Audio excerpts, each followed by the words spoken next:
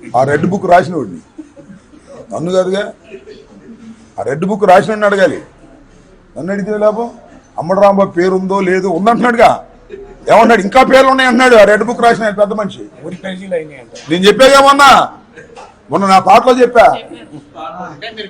Red book నా కుక్క కూడా లెక్క చేయదని చెప్పా. అర్థమైందా?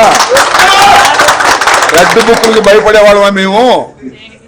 రాజశేఖర్ రెడ్డి వెంట నడిచిన వాళ్ళం, జగన్ కష్టకాలంలో ఉన్నప్పుడు ఆయన వెంట నడిచిన వాళ్ళం, దేన్నైనా ఎదిరించి నిలబడగలిగిన దమ్మున్న వాళ్ళం. మీ రెడ్ బుక్కులకి ఈ పిచ్చి బుక్కులకి భయపడేటటువంటి పిరికి బంధనం కాదని కూడా ఈ సందర్భంగా నేను చెప్పదలుచుకున్నా. లోకేష్ అతనికి ఏం తెలుసు? అర్ధంతరంగా వచ్చాడు, సీఎం కొడుకు కాబట్టి పెత్తనం చేస్తున్నాడు. రాజకీయ అనుభవం ఉందా? చచ్చిందా? అతనే తెలుగుదేశం పతనానికి నాంది కాబోతున్నాడు రాబోయే కాలంలో. అది రెడ్ బుక్కి మా కుక్కలు కూడా భయపడవు. మళ్ళా చెప్తున్నా, నా పేరు ఉందో లేదో చెప్పాల్సింది రెడ్ బుక్ రాసిన మొనగాడు చెప్పాలి. అది ఓకే. పెద్ద జోక్ ఏంటంటే, చంద్రబాబు నాయుడు గారు హిందూ మతాన్ని అడ్డం పెట్టుకుని, ఇక్కడ పోలీసుని ఈ విధంగా అడ్డం పెట్టుకుని వైఎస్ఆర్ కాంగ్రెస్ పార్టీని తొక్కాలని ప్రయత్నం చేస్తున్నాడు. తిరుమల తిరుపతి దేవస్థానం ఒక పవిత్రమైనటువంటి దేవస్థానం, హిందువులకు ప్రపంచంలోనే అత్యంత గొప్ప దేవాలయం. ఆ దేవాలయాన్ని అడ్డం పెట్టుకుని వైఎస్ఆర్ కాంగ్రెస్ పార్టీని దెబ్బతీయాలని ప్రయత్నం చేయడం దుర్మార్గం కాదా? కల్తీ జరగని లడ్డూలో కల్తీ జరిగిందని చెప్పాడు. ఏం చెప్పాడు? పంది కొవ్వన్నాడు, జంతువుల కొవ్వన్నాడు. భగవంతుడు ఉన్నాడు, ఖచ్చితంగా చెప్తాడు, దీనికి సమాధానం చెప్తాడు. అనేక సందర్భాల్లో జగన్మోహన్ రెడ్డి గారు చెప్పారు, మేము చెప్పాం. తిరుమల తిరుపతి దేవస్థానంలో ప్రసాదం తయారు చేయడానికి, ప్రసాదం లడ్డూ తయారు చేయడానికి నెయ్యి టెండర్లు కంప్లీట్ అయిపోయిన తర్వాత సరఫరా చేసే నెయ్యి దశల వారీగా టెస్ట్ చేయబడుతుంది. కల్తీ కలిసినట్టుగా ఉంటే వాటిని రిజెక్ట్ చేయబడుతుంది. చంద్రబాబు టైంలో రిజెక్ట్ చేశారు, జగన్మోహన్ రెడ్డి గారి టైంలో రిజెక్ట్ చేశారు. కల్తీ లేదని నిర్ధారించిన తరువాతే వెళ్ళి లడ్డూ ప్రసాదం తయారీలోకి ఉపయోగపడుతుంది. లడ్డూ తయారు చేశారు, తినేశారు. ఆ తయారు చేసి తినేసిన లడ్డూలో పందికో ఉందంటాను. ఈ దుంప దగ్గర నాకు అర్థం కాలేదు. ఎవరు నిరూపిస్తాడు ఇది? టెస్ట్ అన్నీ అయిపోయినాయి కదా, చెప్తా. టెస్ట్ అన్నీ అయిపోయిన తర్వాత, సర్టిఫికేట్ ఇచ్చిన తర్వాత రిజెక్ట్ చేసిన వాటిల్లో దానిలో ఏ కల్తీలు ఉన్నాయని అన్నారు. ఒక ల్యాబ్ కల్తీ ఉందని ఇచ్చి డిస్క్లైమర్ ఇచ్చారు కింద. ఏమని? ఇది కల్తీ కాకపోవచ్చు, అవ్వచ్చు. పశువులు మేత సరిగా తిననప్పుడు, వేరే మేత తిన్నప్పుడు కూడా ఇలాంటి ఫలితాలే వస్తాయని చెప్పారు వాళ్ళు. దాన్ని పట్టుకుని జగన్మోహన్ రెడ్డి గారిని, వైఎస్ఆర్ కాంగ్రెస్ పార్టీని దెబ్బతీయాలని అనుకోవడం అనేది నీచం కాదా?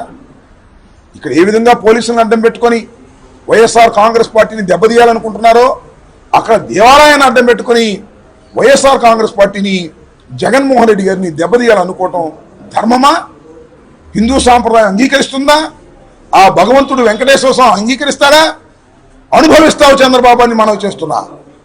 అనుభవిస్తావు నువ్వు, ఖచ్చితంగా ఇలాంటి దుర్మార్గాలు చేసేందుకు అనుభవిస్తావు నువ్వు రాబోయే కాలంలో చూడమని కూడా ఈ సందర్భంగా చెప్పదలుచుకున్నారు. లడ్డూలో కల్తీ జరిగిన మాట అవాస్తవం. ఎప్పటికైనా నిరూపణ అవుతుంది. పందికోవంట, పశువులు కొవ్వంట, ఏంది? తోశాడు, బురద తెలిసాడు, పౌర ఆయన దగ్గర ఉందని. అరే ఈవో చెప్పాడు స్వామి, ఆయన అపాయింట్ చేసిన ఈవో చెప్పాడు. కల్తీ జరిగిందని రిపోర్ట్ వచ్చిన నెయ్యి ట్యాంకర్ వెనక పంపించామని చెప్పాడు. కల్తీ జరిగినట్టుగా, అది కూడా కల్తీ ఏంటి, వనస్పతి కానీ ఇలాంటివి కానీ కల్తీ జరిగినట్టుగా రిపోర్ట్ వస్తే అవి వెనక్కి పంపించేశారు. ఇవాళ కాదు పంపించింది, చంద్రబాబు నాయుడు గారి టైంలో పంపించారు ట్యాంకర్లు, జగన్మోహన్ రెడ్డి గారి టైంలో పంపించారు ట్యాంకర్లు. రాజశేఖర రెడ్డి గారి టైంలో పంపించారు ట్యాంకర్లు. కల్తీ అనే అనుమానం ఉంటే చాలు, అది కల్తీనా తర్వాత సంగతి వెనక్కి పంపించేస్తారు. కానీ ఇన్ని దుంపలేక చంద్రబాబు నాయుడు గారు ఆ కల్తీతో లడ్డు తయారైపోయింది తినేశారని చెప్పి ప్రచారం చేస్తున్నాడే, ఎంత దుర్మార్గమని అడుగుతా ఉన్నా. భగవంతుడు అనేవాడు తప్పనిసరిగా చంద్రబాబు లాంటి నీచమైన మనస్తత్వం కలిగిన వాడిని, వెంకటేశ్వర స్వామిని అడ్డం పెట్టుకుని రాజకీయంగా దెబ్బతీయాలని ప్రయత్నం చేసేవాడిని భగవంతుడు వెంకటేశ్వర స్వామి క్షమించడం రాబోయే కాలంలో మీరే చూస్తారు.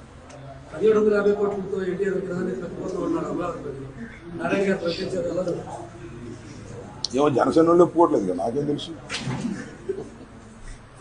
ఎన్టీ రామారావు విగ్రహం 1700 కోట్లతో పెడతానంటే మా సంగతి దేవుడు జనసేన వాళ్ళు ఒప్పుకోవట్లా, సొంతంగా పెట్టుకోమని అంటున్నారు.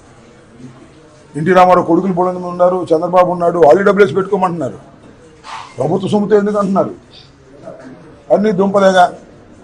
మెడికల్ కాలేజీలు మెయింటైన్ చేయడానికి డబ్బులు ఏమన్నావే? ఫీజు రియంబర్స్మెంట్ ఇవ్వడానికి డబ్బులు ఏమన్నావే? ఆరోగ్యశ్రీ ఇవ్వడానికి డబ్బులు ఏమంటున్నావే? రోడ్లు వేయడానికి డబ్బులు లేవు, గుంటలు పుడుస్తానంటున్నావే. దీనికేమి డబ్బులు లేవు. కానీ ఎన్టీ రామారావు గారి దివ్యమంగళ విగ్రహాన్ని పెట్టడానికి నీకు డబ్బులు వచ్చినాయి గవర్నమెంట్కి. అది నీకు అర్హత ఎక్కడుంది? ఎన్టీ రామారావు గారి విగ్రహాన్ని పెట్టేటటువంటి అర్హత లేని మొదటి వ్యక్తి నారా చంద్రబాబు నాయుడు. ఆయన పెడితే ఎలా ఉండాలి తెలుసా? ఎన్టీ రామారావు విగ్రహం ఇలా ఉండి కొద్దిగా వంచి వెనక కత్తి కూడా పెట్టాలి, అప్పుడు బ్రహ్మాండంగా. చంద్రబాబు నాయుడు గారు పెట్టాలనుకుంటున్నటువంటి ఎన్టీ రామారావు గారి విగ్రహానికి ఎన్ని అడుగులు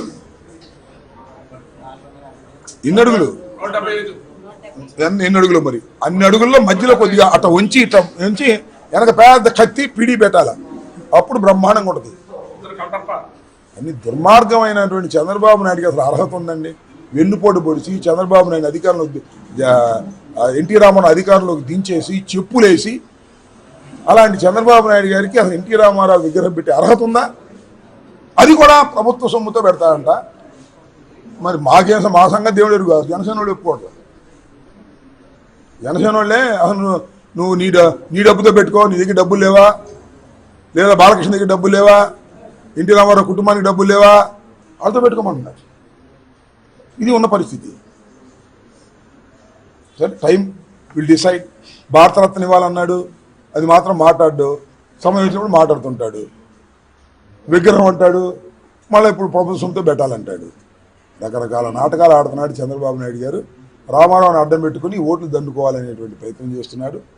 అదే ప్రజలు నిర్ణయిస్తారు. వాళ్ళు ఊపులో ఉన్నారు, 3 పార్టీలు కలిసినాయి కాబట్టి వాళ్ళకి ఏదో ఊపు వచ్చి గెలిచారు. రాబోయే కాలంలో చూద్దాం. ఇప్పటికే పశ్చాత్తాపడుతున్నారు, ఎందుకు ఓడించుకున్నావు రా జగన్మోహన్ రెడ్డిని అని. ఏమంటామ్మా?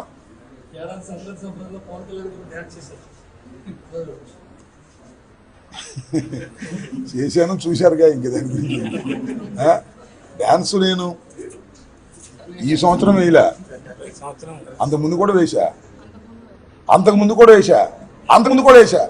ఎందుకు డ్యాన్స్ వేయవలసి వచ్చింది అంటే, నేను గిరిజనులతో అలా ఊపా 2 సంవత్సరాలు. పాట కూడా ఏం పాడలా. ఊపితే బ్రో అనే సినిమాలు పెట్టేశాడు అన్నయ్య, మా పవన్ అన్నయ్య. వాడు శ్యాంబాబు అని ఒక క్యారెక్టర్ పెట్టాడు, వాడిని తిట్టాడు నన్ను పెట్టి 5 నిమిషాలు 3 నిమిషాలు. బాగా ఆనందపడ్డాడు. సంబరాల రాంబాబు అన్నాడు. నేను సంబరాల రాంబాబుని కాదు, నేను అట్లాంటి కాదు అన్నా. ఎస్, నేను సంబరాల రాంబాబుని సంక్రాంతికి అని చెప్పా, సంక్రాంతికి సంబరాలు చేస్తానని చెప్పా. మళ్ళా పాట రాయించి భోగి దిగి డ్యాన్స్ వేసా. పోయినసారి కాక అంత ముందుసారి. ఇవాళ పొలిటికల్ పాట మిక్స్ చేసి రాయించి పొలిటికల్ సెటైరిక్ పాట డ్యాన్స్ వేసా. ఎంత అద్భుతంగా చూశారా జనం, ఎంత అద్భుతంగా చూశారు. రాంబాబు గారు పాట 100కి 100 పాళ్ళు కరెక్ట్. దానిలోనే ఉంది. రెడ్ బుక్ నా కుక్క కూడా లెక్క చేయదు, వైఎస్ఆర్ కాంగ్రెస్ పార్టీ వాళ్ళ కుక్క కూడా లెక్క చేసి చెప్పి దాని చివరిలో మొట్టమొదటి నుంచి ఆ పాటకి అర్థంతో కూడినటువంటి విషయాలు రాయించా, దగ్గరుండి రాయించా. భోగి సందర్భంగా వేసా. కడవ సినిమాలు హిట్ లేదో తెలియదు కానీ నాది మాత్రం అద్భుతంగా చూశాడు. ఆ డ్యాన్స్ 5 నిమిషాల 3 సెకండ్లు అద్భుతంగా చూశారు జనం. మళ్ళీ రిపీటెడ్గా పెట్టుకుంటున్నారు. లక్షల కోట్ల మంది చూశారు. అంటే దీనిలో వాస్తవం ఉంది. అది పొలిటీషియన్ డ్యాన్స్ వేస్తాడు అని నిరూపించా. కేవలం పవన్ కళ్యాణ్ గారే డ్యాన్స్ వేయడు, డబ్బులు తీసుకుని. నేను డబ్బులు కట్టుబడి నేను డ్యాన్స్ వేసా పొలిటికల్గా. సో ఈ డ్యాన్స్ వేయడానికి కారణం పవన్ కళ్యాణ్ గారే.